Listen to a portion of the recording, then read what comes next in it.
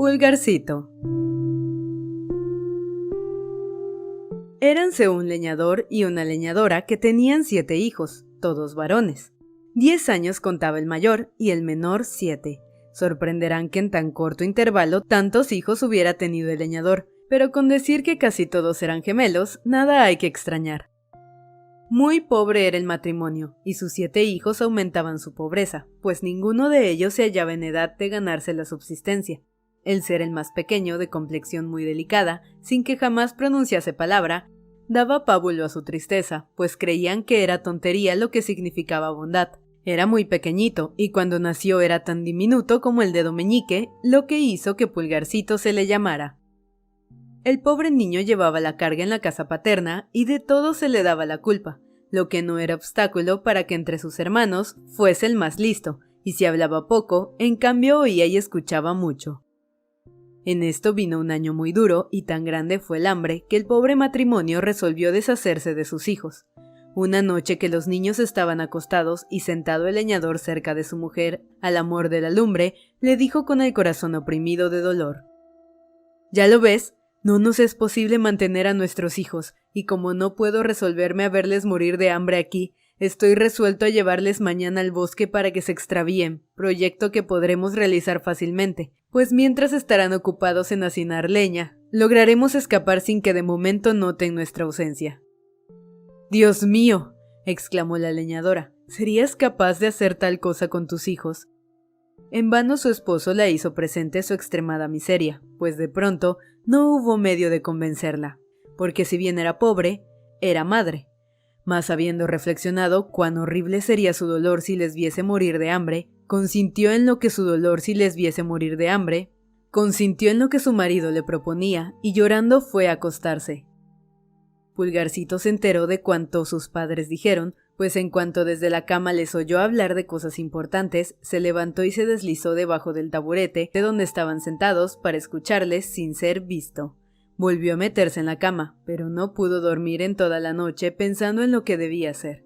Se levantó muy de mañana, fue a las orillas de un arroyo, se llenó los bolsillos de piedrecitas blancas y luego volvió a su casa.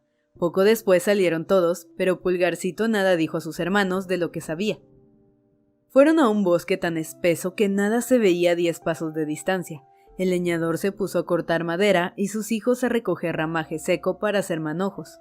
Cuando sus padres les vieron ocupados trabajando, se alejaron de ellos insensiblemente y luego echaron a correr, escapando por un sendero medio oculto. Al notar los niños que estaban solos, comenzaron a gritar y a sollozar con todas sus fuerzas. Pulgarcito les dejaba gritar porque sabía cómo regresarían a su casa, pues al ir al bosque había dejado caer durante todo el camino las piedrecitas blancas que tenía en el bolsillo. «Nada teman, hermanos míos», les dijo. «Nuestros padres nos han dejado aquí, pero yo les llevaré a casa si quieren seguirme». Echaron a andar tras él y les llevó delante de su casa, siguiendo el mismo camino que habían recorrido para ir al bosque. Al principio no se atrevieron a entrar, pero todos pegaron sus cabecitas a la puerta para oír lo que decían sus padres. Al llegar el leñador y la leñadora a su casa, el señor de la aldea les envió 10 escudos que les debía de mucho tiempo, con los cuales ya no contaban. La cantidad les devolvió la vida, pues los infelices se morían de hambre. El leñador despachó inmediatamente a su mujer a la carnicería, y como hacía días no habían comido, compró 3 veces más carne de la necesaria para la cena de 2 personas. En cuanto estuvieron ahitos, la leñadora dijo: «Dios mío, ¿dónde estarán nuestros hijos? ¿Con qué apetito comerían lo que ha sobrado? Tú eres quien ha querido perderlos, Guillermo, a pesar de decirte que nos arrepentiríamos. Virgen Santa, tal vez los lobos los hayan comido. ¡Cuán cruel has sido al querer deshacerte de tus hijos!». El leñador acabó por enfadarse, pues su mujer repitió más de 20 veces que ella había pronosticado que se arrepentirían de lo hecho, y la amenazó con pegarle si no se callaba. Era tan grande el sentimiento del leñador como el de su esposa, pero su pena aumentaba con las recriminaciones. Además, gustaba, como tantos otros, de las mujeres que dan un buen consejo a tiempo, pero no de aquellas que pretenden hacerlo cuando la cosa ya no tiene remedio. La leñadora estaba negada en llanto y repetía: «Dios mío, ¿dónde están mis pobres hijos?». Una vez pronunció con tanta fuerza estas palabras que la oyeron los niños que estaban arrimaditos a la puerta, y comenzaron a gritar todos a tiempo. ¡Estamos aquí! ¡Estamos aquí! La madre corrió a abrir y les dijo al abrazarles: «Hijos míos, con cuánta alegría les vuelvo a ver. Están muy cansados y tienen hambre. ¿Cómo estás puesto de barro, Periquito? Voy a quitártelo». Periquito era el mayor y el más querido, porque como ella tenía el color algo rojizo.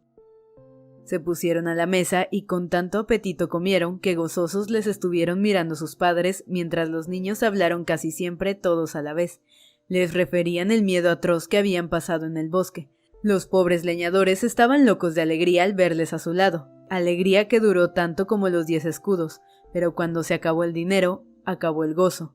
Volvió a apoderarse de ellos la tristeza de antes y resolvieron deshacerse de sus hijos, si bien con el propósito de llevarles más lejos que la vez primera para acertar el golpe. No lograron hablar de su plan con tanto sigilo que no les oyera Pulgarcito, quien resolvió tomar sus medidas como antes las había tomado, pero a pesar de haber madrugado mucho para ir a recoger piedrecitas blancas, no pudo realizar su idea porque la puerta estaba cerrada con doble vuelta de llave. Preocupado estaba sin saber qué hacer. Pero habiéndoles dado su padre un pedazo de pan a cada uno para desayunar, se dijo que podía reemplazar las piedrecitas tirando migas por donde pasasen, y pensando esto, se guardó el pan en el bolsillo. Sus padres les llevaron al punto más espeso y oscuro del bosque, y al tenerles allí, los leñadores escaparon por un caminito muy oculto. No fue grande la pena de Pulgarcito, porque creía poder encontrar con facilidad el camino siguiendo las migas que había sembrado por donde había pasado. Pero desagradable fue su sorpresa cuando no pudo dar ni siquiera con los restos de pan, pues los pájaros se los habían comido.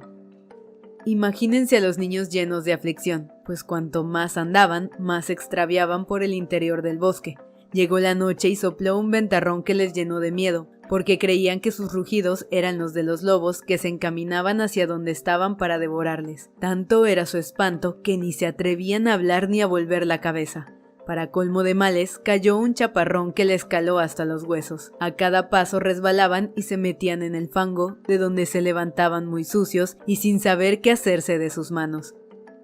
Pulgarcito se encaramó a lo alto de un árbol, deseoso de examinar los alrededores, y habiendo mirado a todas partes, vio muy lejos, más allá del bosque, una lucecita semejante a la de una vela. Bajó del árbol y al llegar al suelo nada vio, lo que le llenó de pena. Siguieron andando a pesar de todo, procurando Pulgarcito orientarse y guiar a sus hermanos hacia el punto donde había visto la luz, y al cabo de algún tiempo salieron del bosque y volvió a verla. Llegaron por último a la casa donde brillaba la lucecita, no sin haber pasado mucho miedo, pues la perdían de vista cada vez que se metían en algún fondo. Llamaron y una buena mujer les abrió la puerta preguntándoles qué querían. Pulgarcito le contestó que eran unos pobrecitos niños que se habían extraviado en el bosque y le rogaban que les acogiese por caridad. Al verles tan lindos, la mujer se puso a llorar y les dijo: «Ay, pobres niños, ¿dónde han venido? ¿Saben que esta es la casa de un ogro que se come a los niños?» Al oír estas palabras, Pulgarcito, que lo mismo que sus hermanos se puso a temblar como hoja de árbol, exclamó: «Dios mío, ¿qué vamos a hacer? Si no quiere darnos acogida en su casa, seguro que los lobos del bosque nos comerán, y como no escaparíamos de sus dientes, preferimos que nos coma el ogro, quien tal vez se compadezca de nosotros si usted le ruega». La mujer del ogro creyó que podría ocultarles a su esposo hasta la mañana siguiente, y les permitió entrar llevándoles para que se calentaran a una buena lumbre en la que se estaba asando un carnero para la cena del ogro. Cuando principiaban a calentarse resonaron 3 o 4 golpes dados con fuerza en la puerta. Era el ogro que volvía. Inmediatamente su mujer hizo ocultar a los niños debajo de la cama y fue a abrir la puerta. Lo primero que preguntó el ogro fue si la cena estaba dispuesta y si había vino, y luego se sentó a la mesa. El carnero estaba medio asar, pero esta circunstancia lo hizo más apetitoso para el ogro. Olía a derecha e izquierda y decía que por allí había carne fresca. «¿Hueles esa ternera que he preparado?», le dijo su mujer.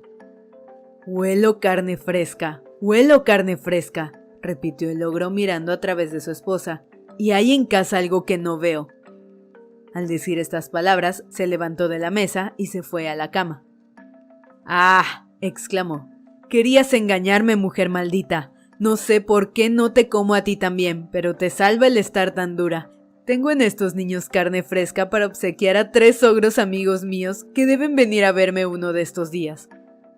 Les sacó debajo de la cama uno tras otro y las pobres criaturas se arrodillaron pidiéndole perdón, pero tenían que habérselas con el más cruel de los ogros, quien lejos de sentir piedad por ellos, ya les estaba devorando con los ojos, y decía a su mujer que constituirían un plato exquisito cuando les hubiese aderezado con una buena salsa. Fue en busca de un buen cuchillo y se acercó otra vez a los niños, afilándolo con una larga piedra que sostenía en la mano izquierda. Tenía ya asido a un niño cuando su mujer le dijo: «¿Qué quieres hacer a esta hora? No quedará tiempo mañana».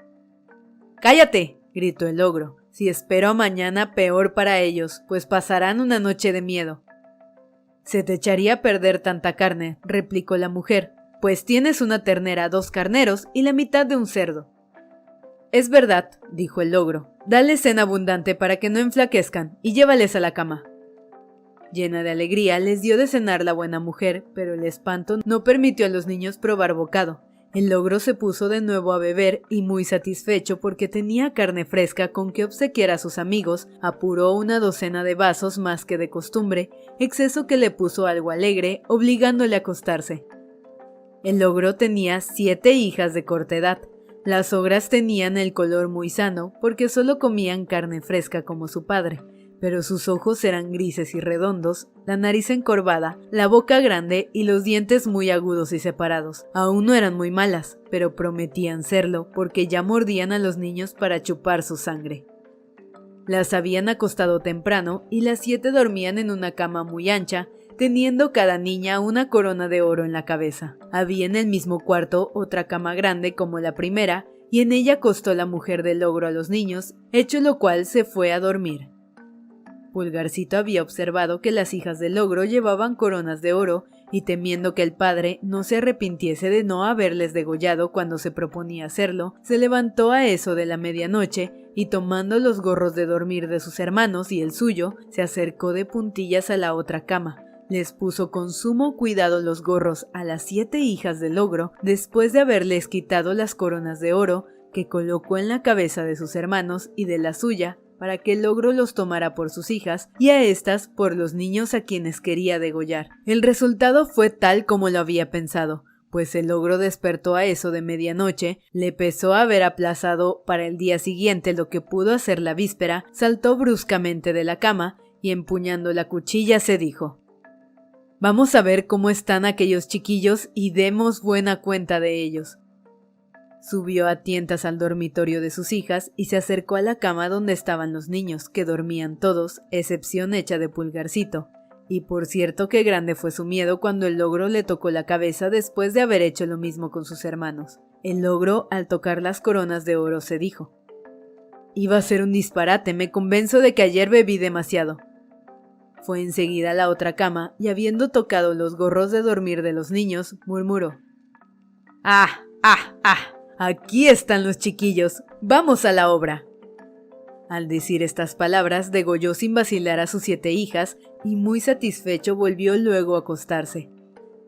En cuanto Pulgarcito oyó los ronquidos del ogro, despertó a sus hermanos y les dijo que se vistieran sin perder momento y le siguieran. Bajaron sin meter ruido al jardín y saltaron la tapia, corriendo toda la noche, siempre temblando y sin saber a dónde iban. Habiendo despertado el ogro, dijo a su mujer: «Ve a arreglar a los chiquillos de ayer en noche». Mucho sorprendió a la ogra la bondad de su marido, no sospechando de qué manera quería que arreglase a los niños. Creyó de buena fe que se trataba de vestirles y fue al cuarto, donde vio a sus 7 hijas degolladas y nadando en un mar de sangre. Ante tal espectáculo cayó sin sentido, y en vista de su tardanza subió el ogro para enterarse de lo que ocurría. Su asombro no fue menor que el de la esposa al encontrarse delante de espectáculo tan horroroso. «¿Qué he hecho? ¿Qué he hecho?», rugía. «Me la pagarán aquellos malditos». Roció con agua la cara de su mujer, que recobró el sentido y le dijo: «Dame mis botas de 7 leguas para que pueda atraparles».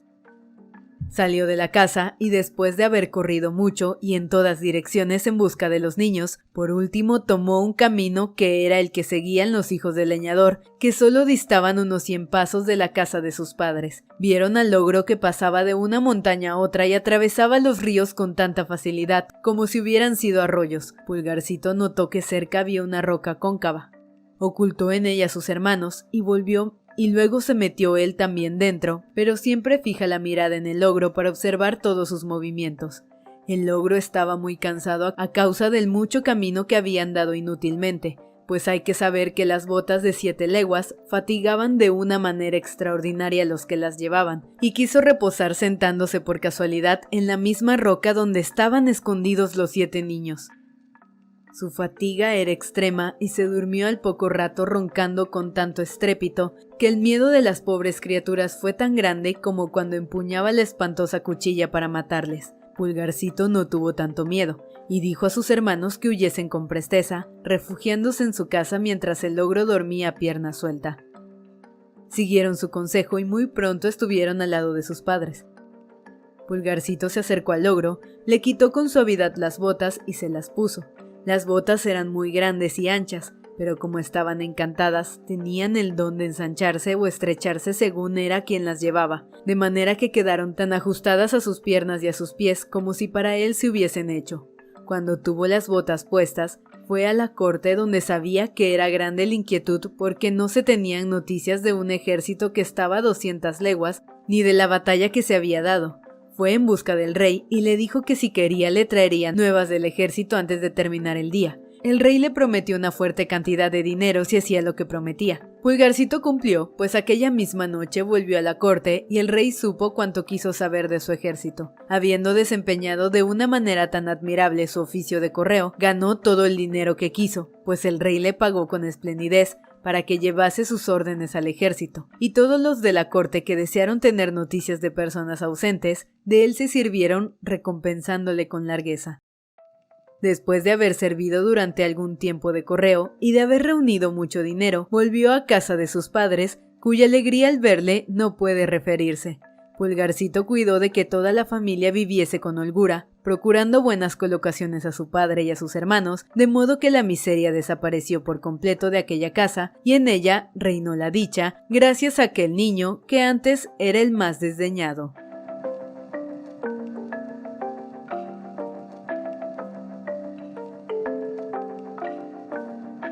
Moraleja. La miseria no les abata, ni les amilanen las penas, que los días buenos vienen tras los días de tristeza. Para dejar de este cuento completa la moraleja, les diré que Pulgarcito objeto fue de la befa de todos, porque callado y muy raquítico era. Con serlo a su familia libró de extrema miseria, salvando a sus hermanitos del ogro, de aquella fiera. De nadie se mofen, de nadie que muchas veces alienta, dentro de un raquítico cuerpo, un alma grande y bella.